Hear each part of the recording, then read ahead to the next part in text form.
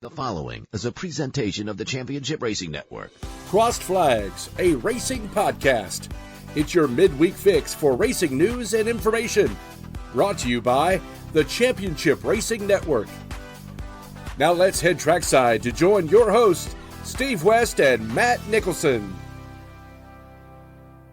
Welcome in to the latest edition of Crossed Flags, where we're going to be talking about some stuff that you can check out on the television if you're a big racing fan. Specifically, if you, for example, liked Formula One's Drive to Survive. We've got a couple of options for you.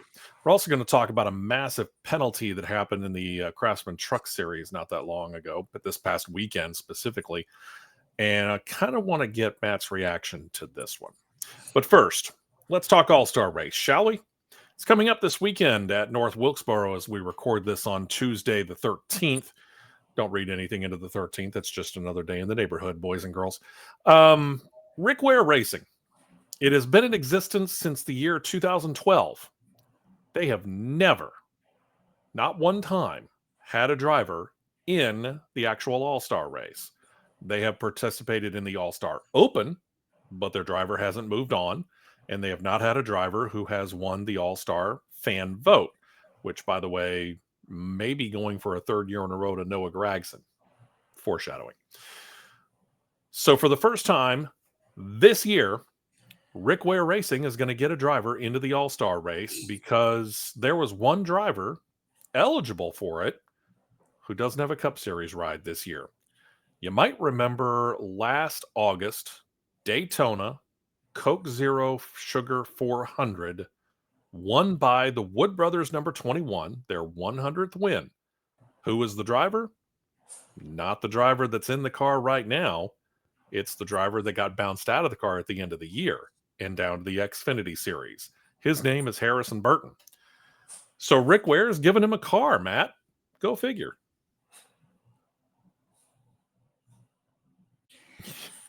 I think I would have rather tried to start the race on a moped than get on that car. Yeah, it is an interesting choice. I mean, congratulations to Harrison Burton. I'll give him that. You earned your way in, yeah. Absolutely. You earned your way in. I'm happy you've got a ride. I hate to say it, but I'm really sorry for you in the fact that your ride hasn't got a shot. No, I really hope that they pay RFK to prepare that car, because if they try to prepare it on their own, it's not going to work. All right, here's the story here. Let me give you the full story on this. Rick Ware Racing has guaranteed Harrison Burton his starting spot because he earned it last year. So with sponsorship from Morton Buildings, the Ford Mustang Dark Horse, he'll be driving the number 51. And that might make you think, well, wait a minute, isn't that being driven by Cody Ware? He is the regular driver of the 51. He, however, has been moved to the number 15, their part-time car this year, because you might remember they are leasing, speaking of RFK, they are leasing to RFK the charter that would have been on the 15 car for Ryan Preece in the number 60. So they don't have a charter on that. Well, Cody Ware is going to drive that. It is being sponsored by Schluter Systems. He will be in the All-Star Open, hoping, beyond probably hope, to try to advance out of the All-Star Open into the All-Star race. There are going to be, correct me if I'm wrong on this, 3 drivers to transfer over, because they'll do like the halfway mark of the All-Star Open, consider that a stage? Or what am I missing on that? The top two finishers in the All-Star race, All-Star Open advance, and then the fan vote. Right. And we'll get to the fan vote here in a second, but we'll go ahead and let you know this. If the winner of the fan vote happens to transfer in by being either the winner or second place finisher, that's what it was, then they go to the person with the next most votes and so on until they get to the proper person. Correct. All right, so Cody Ware is going to try to do this on the 15. We know that the 51 is going to be in the car. This is going to be, what, at most a 23, is it 22, 23 driver field, I think? 23. 23. There are 20 on the All-Star race entry list and 18 on the All-Star Open list. Okay. So, yeah, we'll get 23 of them here. And again, I said it before, say it again. Congratulations to Rick Ware Racing for finally being a participant in the All-Star race. Congratulations to Harrison Burton because, yeah, you deserve it. You earned your way in with the win at Daytona. Nobody's taking anything away from that. Unfortunately, you're driving a backmarker car.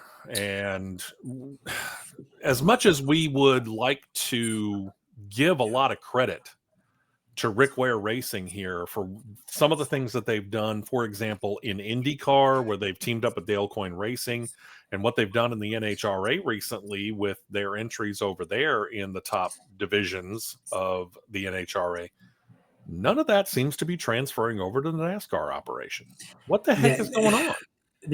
Well, in Top Fuel and NHRA, in my opinion, you're on more equal ground with the other competitors from an equipment standpoint. Okay. And plus, it does not hurt when you have a really, really, really, in my opinion, a really good pilot of the Top Fuel car in Clay Millican. He knows how to get it done. He's a very, very experienced, seasoned veteran versus Cody Ware. That doesn't hurt. And personally, if it was me, I would sell both of those charters, take let's just say give or take $60 million, pour it into your NHRA team and keep building it. Keep having success with it that you're having. Yeah. Because you're easily getting into semifinals. You're getting into finals. You're winning those big crown jewels, i.e. the U.S. Nationals last year with Clay Millican. All I'll say is this: I will be at the All-Star race Sunday night. Okay. I will post to the Facebook, to our social media page of Facebook, of which lap Harrison Burton goes a lap down in the All-Star race. All right. This is a short track here. 23 cars. Probably not going to start anywhere really close up to the front, but we'll start ahead of the All-Star Open guys, regardless of their finish, right? Yes, he will start no worse than 20th because the All-Star Open winner will start 21st. Second place will be 22nd. Fan vote will be 23rd. 23rd. Okay. Right. So he'll, in all likelihood, start 20th. Maybe 19th if he's lucky. 18th at best. Yeah. Barring a caution flag, which resets the field, I'm going to say he's a lap down by lap 20.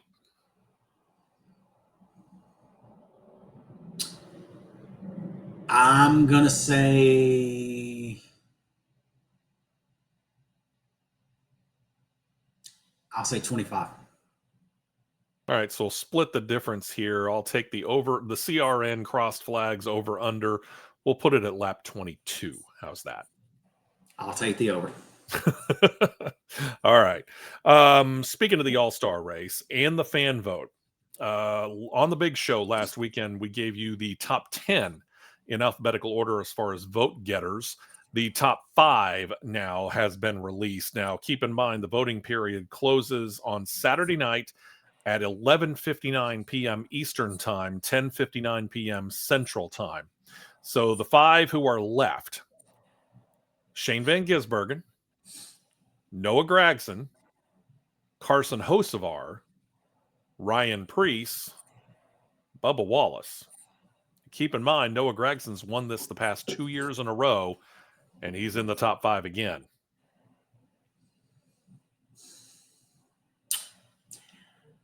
I'm going to call the upset here. Okay. I think SVG slips in. I could see that. Truth be told, there's a part of me that thinks that Carson Hocevar has a dark horse shot at this, but I think you're right. I think it's between SVG and Gragson. The reason I say SVG, the reason I say I agree with you on the SVG and Gragson part, because I firmly believe that Hocevar and Ryan Preece are going to race their way in heads up. Oh, Preece will edge out Ty Gibbs. And here's the thing. Priest is a short track ace. We know this. Yep. And this kind of a track, I think, really does play to his strengths, number one. And number two, what we've seen out of what he's done in that 60 car, I kind of like the call, just to be real honest. And you're thinking that instead of Ty Gibbs, Carson Hocevar is going to be the runner-up? I think Carson Hocevar is going to win it outright with Priest being the runner-up. Oh, okay. I might have gone the other way. Because Hocevar and that car and Luke Lambert, they're even though the result may not have showed it, but from a consistency standpoint, they're clicking right now. Overall, you can look at it from either way. You can look at it from a team standpoint or from a driver standpoint.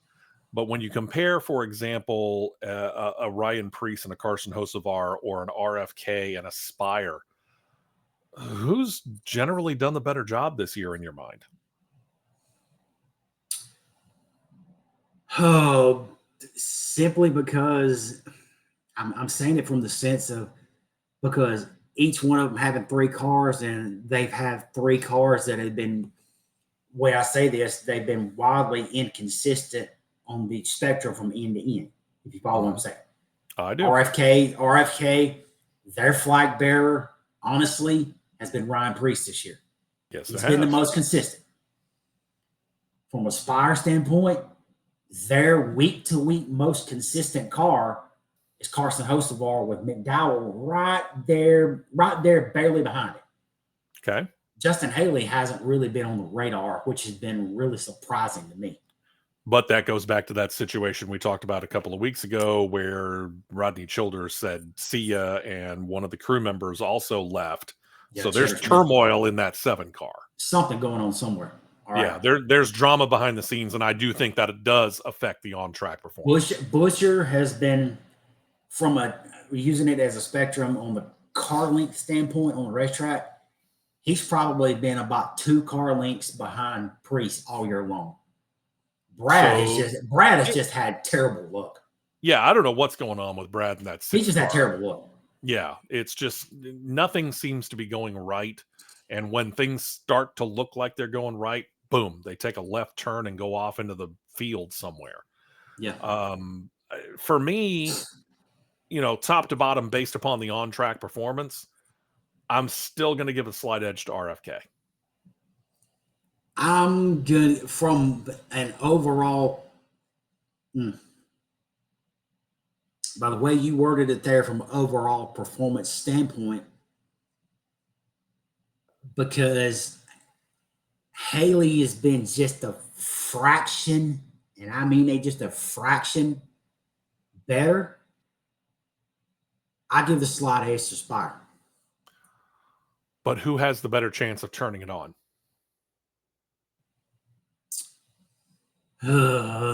That's really a tough one. If I was to gauge it between in the next 3-week span, counting the All-Star race, I would say RFK probably got the better odds to turn it on a little bit quicker. I think they're just missing just a little bit on that 6 car.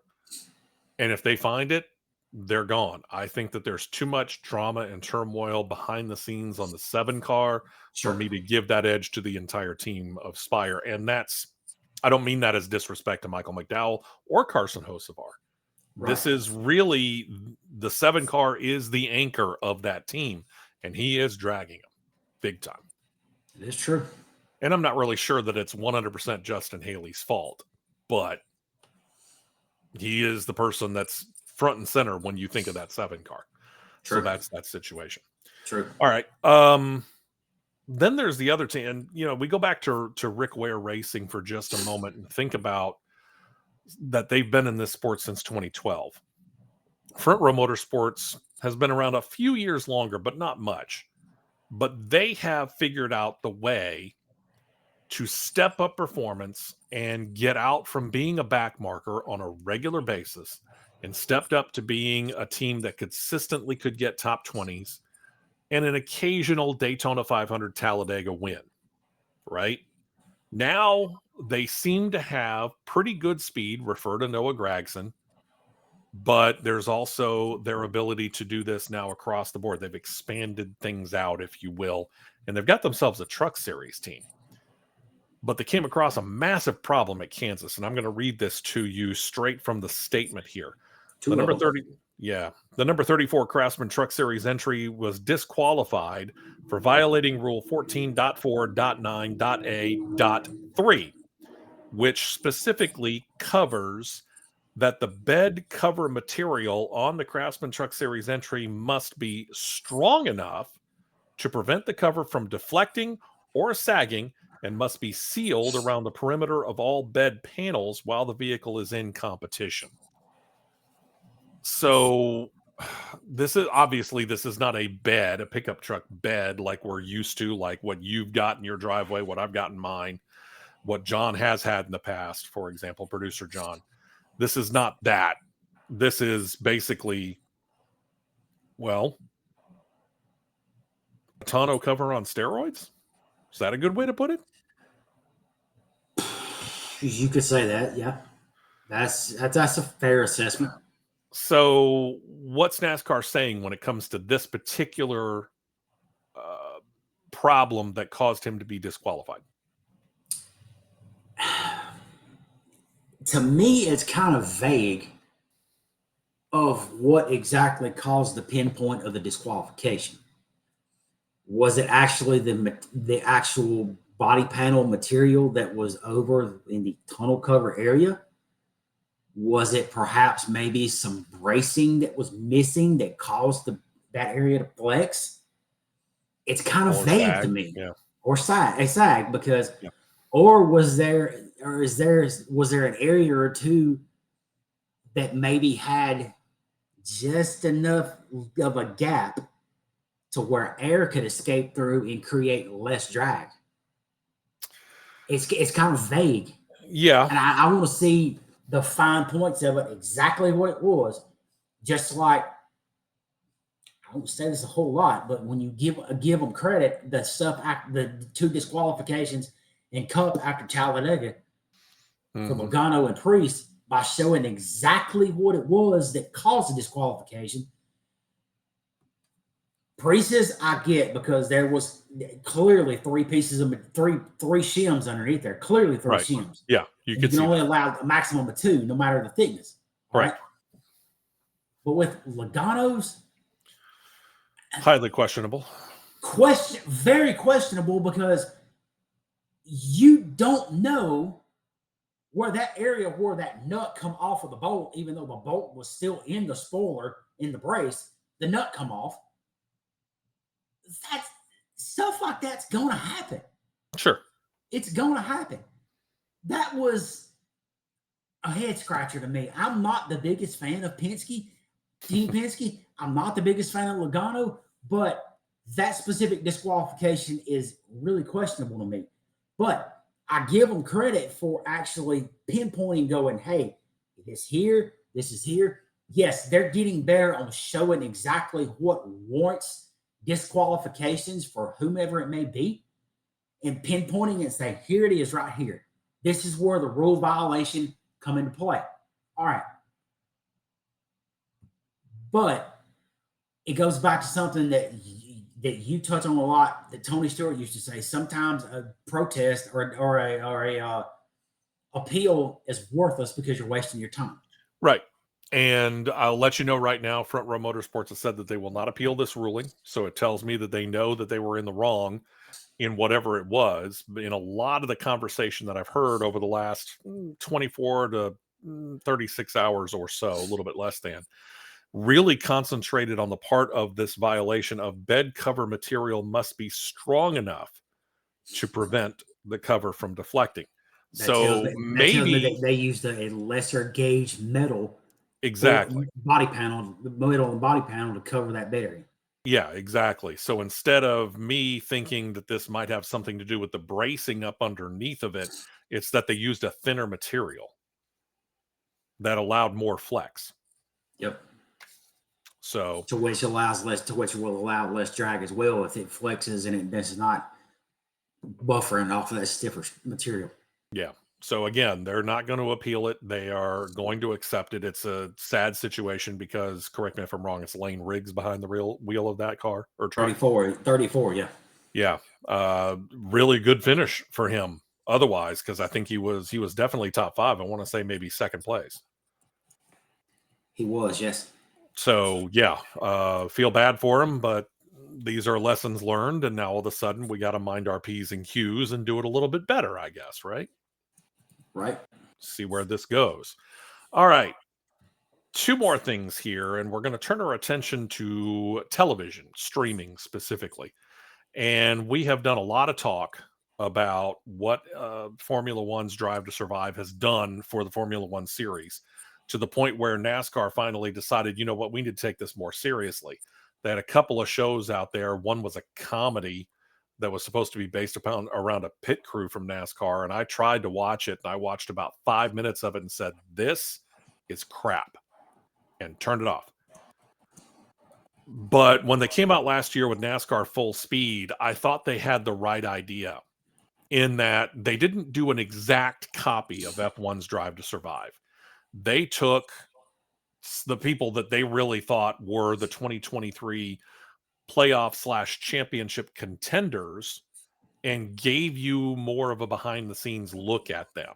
So you got to see them at their home. You got to see them as they were going from home to shop or home to transportation to go to whatever track. And then you got to see the situations that were going on the track. And if you looked really close, you saw Matt and I in a quick cameo because they showed the Talladega Tower, and there we were. They came out with season number 2 here recently. I ripped through it in an afternoon because they're only about 40 minutes long each episode, 5 episodes. Give or take. Yeah. And I thought that they did a much better job of spreading out their coverage, because they realized something real quick in season 1. Don't underestimate any of the 16 drivers that are in there. They practically ignored, for example, Christopher Bell, who made it to the championship 4 in 2023. So they really did a nice job of spreading it more around and giving us at least a little bit of time with each one of those drivers that were in the playoffs last year. They did do that. I'll give them credit for that, but there is a ton more focus on the spouse aspect of it this year that I did realize. I would also agree with that, especially when they got to talking about Chase Briscoe. You think about his situation where his wife was set to deliver twins, which she did, and they show that, but he was also dealing with the drama of having just at the nick of time qualified for the playoffs by claiming the final win for Stewart-Haas Racing in the 14 at Darlington in the Southern 500, which got him into the playoffs. And now you're still dealing with the drama of knowing that team's about to shut down, which they covered that pretty well. But yeah, you're not only were we dealing with Chase and Marissa, but you were also dealing with a lot of the other drivers and their spouses and how they were affected by what it is that their husband, the driver, is doing. Yep.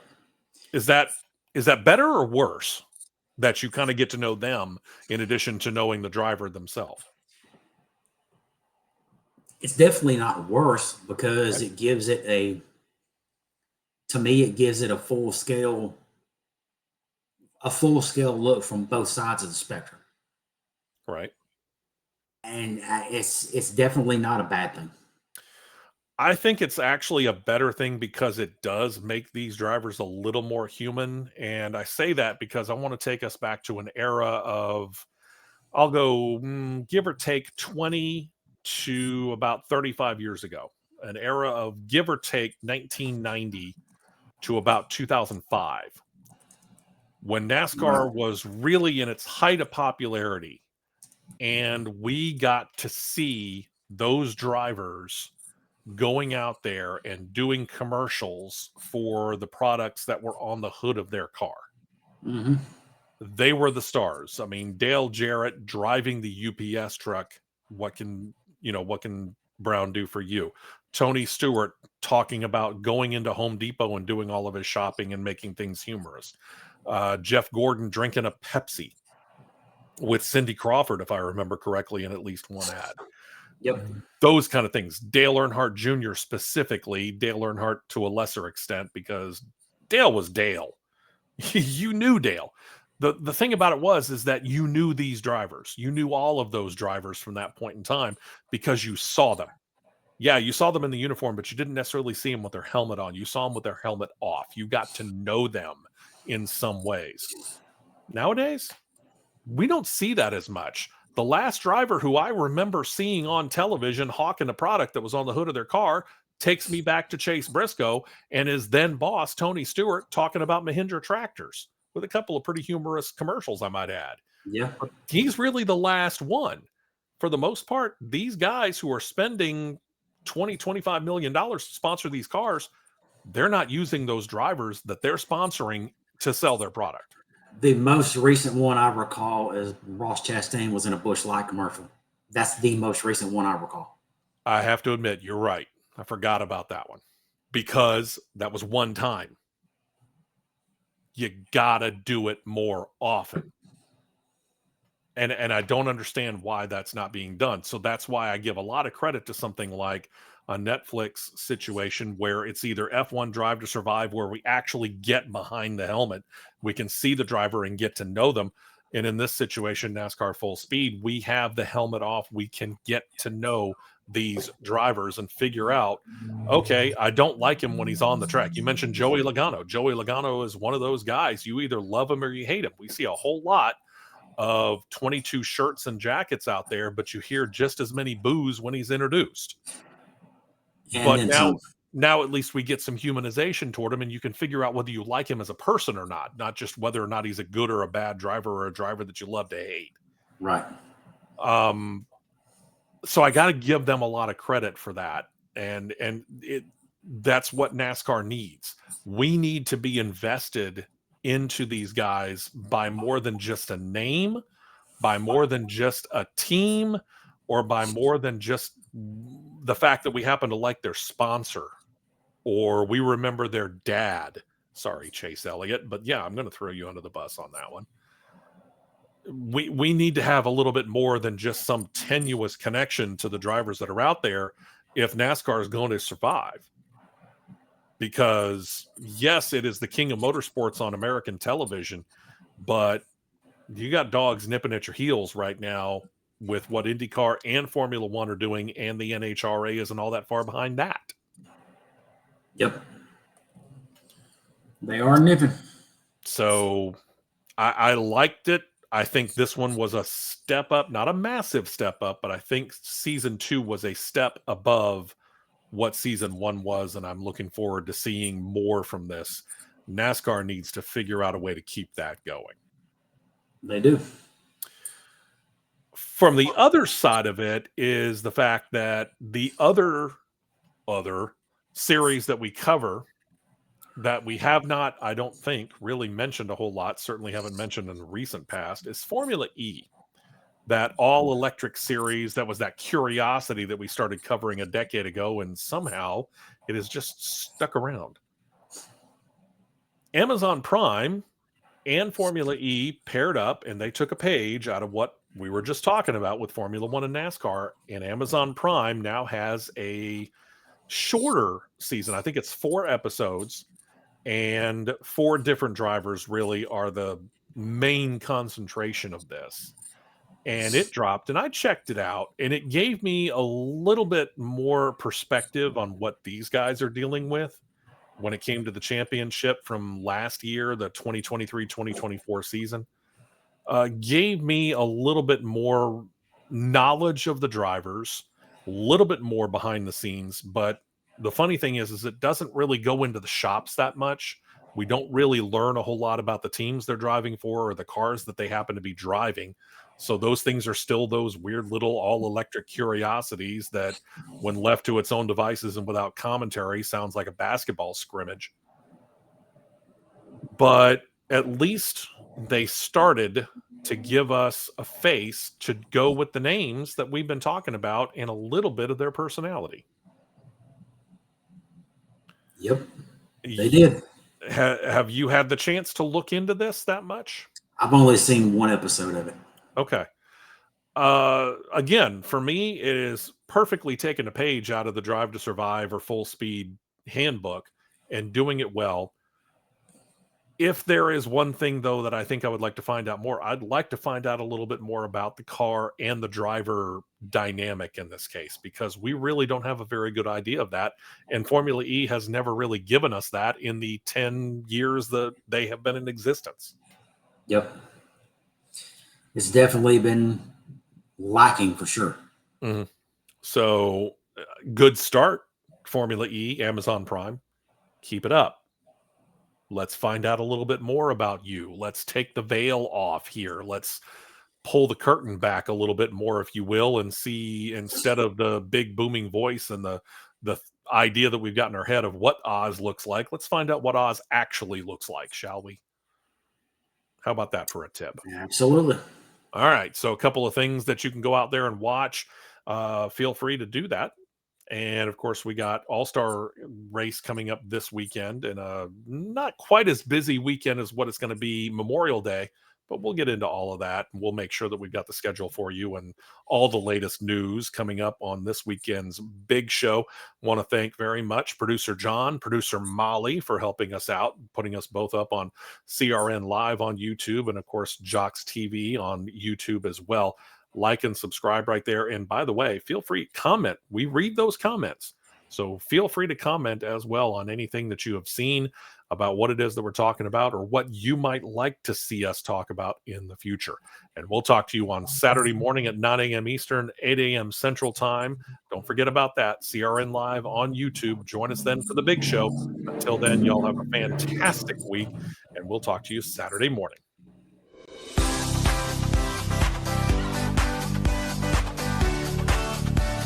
You've been listening to Crossed Flags, a racing podcast. For more content like this, subscribe to CRN Live on YouTube, and you'll be set to catch the 2-hour live show every Saturday morning at 9 Eastern, 8 Central.